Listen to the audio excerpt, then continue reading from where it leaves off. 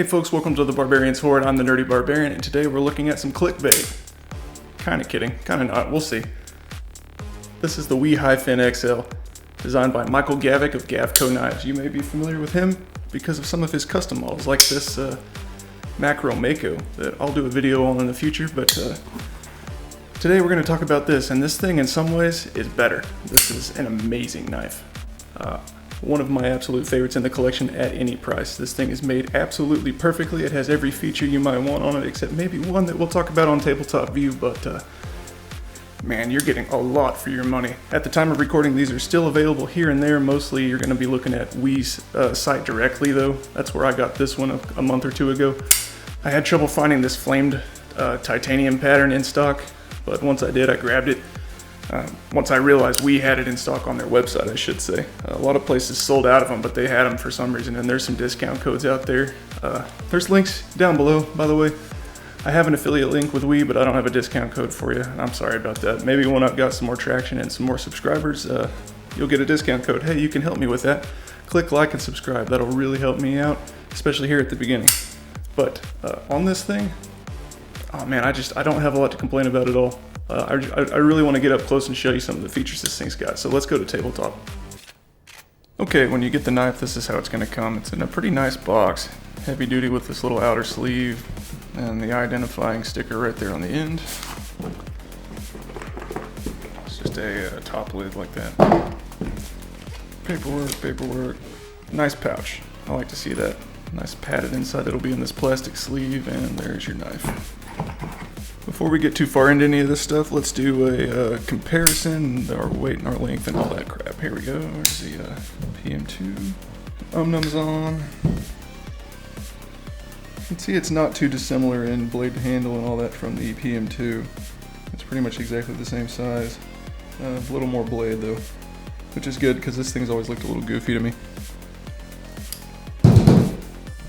AD 20.5. And a Spyderco smock. 8 1/4 inches overall. Handle length 4 3/4. Blade length, not even 3 1/4, 3 1/8 cutting edge. So you don't have a ton of cutting edge here. You got a big choil. That'll bother some people, and other people will be fine with it. It hasn't bothered me. It's fine. I mean, I don't really use it much. I'm one of those weirdos who thinks hands go on handles, not blades. So I just use handles. I don't choke up a lot unless I have to. This is one of those knives with a choil that's so big that it might force you to, depending on what you're cutting through, because if you don't, that's going to get stuck in things. You're cutting through cardboard, it's going to slip into that choil and stop you dead. A little bit annoying, so yeah, if you're cutting through something like that, you're probably going to choke up. Luckily, it's got this nice poontang for your thumb to go on. That's nice and comfortable. No jimping, so those who love jimping are going to cry a little bit about this one, but I don't care too much. That's nice. If you're choking up, you got that. If you're on the handle, you got this little flat right here, and that's also a little bit of a ramp, and that's also comfortable. So most of the time I find myself pinching it like this and using my index finger here anyway, so but if you have to choke up, you'll be fine. Plenty of stuff to grip on there and a good texture. Let's do the weight real quick. It's not a super heavy knife, but it's not terribly light either. I'm guessing about 4 ounces. Let's see. 4.1 ounces, yeah. For comparison, PM2 3.9, so it's going to feel about the same in the pocket as the PM2, and almost everyone's familiar with that, except it's actually thinner. PM2 looks like a thin knife because of the slabs, but it's actually thicker than the XL, and it carries fairly deep, deeper than the stock clip Spyderco. But it's not going to completely disappear in your pocket, so those of you who are really sensitive to that, that's something to consider. It's going to be pretty hard to find an aftermarket clip for something like this because it's such a bespoke design that everything's kind of made just for this. So not going to be a lot of market out there for an aftermarket clip here unless another one just happens to fit it with that same screw pattern. So I think you'll be okay with it, though. It's not too bad. Let me show you on this. So that's what you got to work with there. Not too bad. The action and deployment on this thing, that is my favorite part about the knife. This thing has the slickest action and deployment, I swear. It feels so much more expensive. It is completely dropped shut and hardly any effort at all to flick out. You can barely feel anything when you move the blade. The bearings are really smooth. It's got this kind of, I don't know how to describe it, this scissory kind of sound.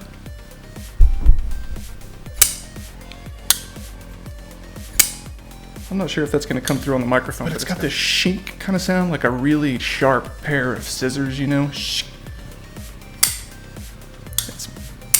pretty quiet, but it's there. And it's super satisfying. It just sounds so precise, if that makes sense. That's probably more of a mental thing than anything, but I don't know. Everything about this knife feels expensive. I mean, I've handled a lot of knives that were really expensive, owned a lot of knives that were really expensive. This thing feels just as nice as any of them. The fit and finish on this thing, absolutely perfect. Not a single thing that I could point to and say this is a problem. I mean, everything is inlet just right. The screws are inlet down and flush. It has this fine shark skin kind of milling pattern that gives you just enough grip without feeling uncomfortable, and it's also kind of cool to look at. You got the flamed, people call it flame anno. It's not really anodization, obviously, it's just a flame heat treatment. This zigzag tiger stripe thing going on. I like that. Some people don't. You got a captive pivot like they always do, the Wii logo on one side and the Torx on the other. Nice big kind of Benchmatey style thumb studs there that are really comfortable. Lock bar insert with an over travel stop. Milled titanium pocket clip. Everything fits just right. No movement there. No weird noises when you shake it. Pins are all the right size. You don't hear them wiggling around like I do in a lot of knives, even expensive knives. Absolutely no detent lash whatsoever. It kind of sucks it in right there at the end, and it doesn't move at all. It always flies right out and locks right up. You've got a good 30% engagement there on the lock bar. It's got this big wide opening here, which is where your fingers go when you're using it, but it also allows you to get your entire thumb, even my huge thumb, in there to open that up. Not uncomfortable at all. It's scalloped down just a little bit from the lock bar, and then the lock bar is nicely rounded over there. They've taken the corner out of it, and I hope this shows up. There's some micro milling on the lock bar there that's nice. It's not much, but it's not aggressive or anything, but it's just enough to give you a bit more traction. I've never even noticed it, honestly. Like, the best frame lock knives, you don't even notice when you're actuating the lock bar, because it's not light. I mean, it's not heavy. It doesn't take a lot of pressure. It's not a ton of milling on there that hurts you or anything, or huge cutout jimping. You just, I don't know, you just close it. You close it without thinking about it, and that's what this has got going, and that's really what I prefer. But yeah, like I said, the fit and finish is phenomenal. Nothing wrong with it whatsoever anywhere. And the kind of attention to detail you're getting on this is of a knife that costs 2 or 3 times as much. It's insane. Like, not even flat slabs of titanium. I mean, we're working with contoured scales here. Every single corner and edge has been knocked down. This is rounded off, it's not sharp. This is not rounded off a little bit and not sharp. It gives you this angular appearance without being uncomfortable in the hand whatsoever. A subtle little dip here that makes the knife fit right into this swell of the hand. And you're locked in here on this little ramp, choke up, you're locked in here on the poontang. I just don't have anything to complain about. The thing is perfect. It's absolutely perfect. If I could change one thing about the knife, the only thing I could think of that I would change about this knife is I would add a flipper tab. Just because I like to have a thumb, a reverse flick, and a flip. Just because I like to fidget. That is the only thing I would change about the knife. Sharpening, plenty of room. Like I said, you got this big finger choil, love it or hate it. It does allow you to sharpen really easily. You get your stone all the way up in there, plunge grind is way back from there. Sharpen that all day. Got a little bit of a belly there that's going to keep it from recurving on you, even if you're not super careful with it. So that's nice. Also a little bit of belly, lets you get closer down to the table. Use and carry, yeah, like I said, we'll talk about that in the cutting footage here in a second. Carrying has been comfortable, fits just deep enough in the pocket. Like I said, it's easy to get to. It's not heavy in the pocket, it's not thick in the pocket, you'll be fine with it, and it looks nice too, so it's not quite like take it to a soiree fancy, but it's not ugly. It doesn't look like a weapon to me either, it looks fancy. Let's go look at some cutting footage. As I make more and more of these videos, I'm kind of starting to get a gauntlet together, if you will. Not really a gauntlet, more of a mitten. I like to start out with cutting some paper just to kind of test the edge that it comes with. And then I cut some, you know, some rubber hose and some fairly thick rope and some cardboard, and then I like to retest. I'm going to start retesting the edge at the end too, just to kind of show, you know, give you a general idea of edge retention, and to cut a variety of materials and just see how it feels, if there's any weirdness, any hot spots, things like that develop. I also tend to carry these for at least a couple of weeks, just doing normal EDC tasks, and this thing did fine. I've had this thing for a couple of months or more. I've been carrying this a lot because it's one of my favorite knives, and I haven't had any problems with it. It's done everything I've wanted it to do. Like I said in my clickbaity thumbnail, or title, or both, you could get away with calling this the best knife in the world. And what I mean by that is, you can get quote-unquote better knives. What you're getting, though, is not a better knife, really. It's fancier materials. It's, you know, very small batch production. It's where it's made, like in the United States, costs more than China, obviously. You're buying things like that. You're buying artistic touches and flourishes and fanciness, but you're not buying a better tool. I mean, this thing, I think, really is about the best tool you could buy, and it's definitely one of the best knives on the market for anywhere near its price. I picked this rope up on clearance at Tractor Supply. It's fairly thick. I kind of feel bad wasting it, but you know, it'll probably last me years of doing this nonsense. And yeah, I can tell the edge is a little bit worn here. It's not quite going through the last few fibers on a lot of these, but here towards the end of the rope it's fine. But at the beginning I was having a few strands stick, but it's still cutting fine. I'm not having to push super hard or anything.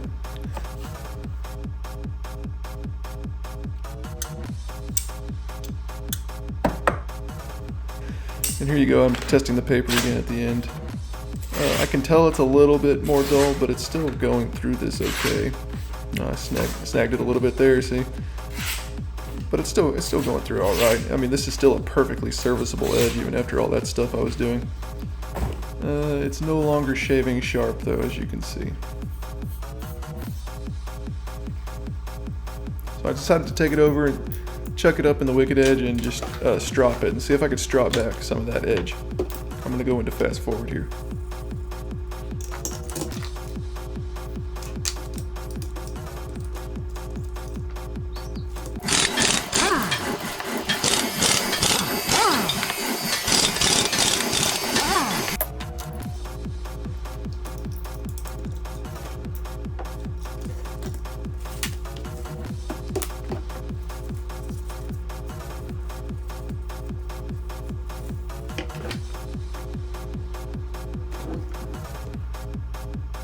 And a lot of that edge did end up coming back.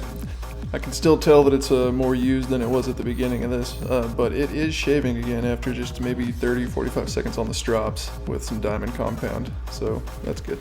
Yeah, like I said, guys, this thing is pretty much perfect to me. I would add a flipper tab. That's about it. I mean, I really, if this thing had a flipper tab, it would be my favorite knife, hands down, no contest. I'm not even kidding. $275, I think, is what you can get these things for. They're a little higher than that on Wee's website because they've got them priced at like MSRP or nearly there anyway. But they expect you to use a discount code, so don't go buying directly from there without a discount code.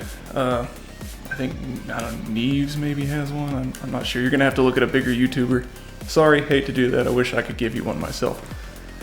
If you have a discount code to use and you want to use my link anyway, that will probably help me out. I think I get like 3% or something if you click that link and you find one of these and buy it on their website. But if you don't, no big deal. I still recommend you pick one of these things up. Things I especially like, the action, the design. I've been a Gavko fan my whole knife career, 10, 15 years. I've been in love with Gavko's designs. And Wee is one of my favorite manufacturers. I mean, if you made this knife in America, this would cost $800. Maybe $1,000, and it'd be worth it. I mean, this thing is incredible. If this thing cost double, I would still buy it. I would still recommend it. This thing punches so far above its weight as far as quality goes that it's insane. I don't dislike anything about it, so I don't have anything to say there. Value for money, yeah, again, this thing is an incredible value for money, and you're gonna love this thing. Recommended, yes, for who? For everybody. Anyone who's comfortable spending $200 to $300 on a knife. The way I look at things on this channel, that's a reasonably priced knife, but just barely. It's just barely sneaking in under that. Much more than that, and you get into my expensive tier. I've got playlists for all of those, by the way, on the channel. Not a lot there yet because I'm just getting going, but watch those and they'll fill up. You can find something in the price range you're comfortable with. But yeah, seriously guys, go check one of these out. I'm sure if you don't like it, you can probably get your money back out of it anyway, or most of it, but I think you're gonna like it. There's really not a lot to dislike here, as long as you're comfortable with this size knife. And if not, they make a smaller one. My buddy's got one of those. I should have got that for this video to do a comparison, but I didn't think about it until afterwards. But I really think you're gonna be happy with this. Go pick one up. Thanks guys, I'll see you on the next one.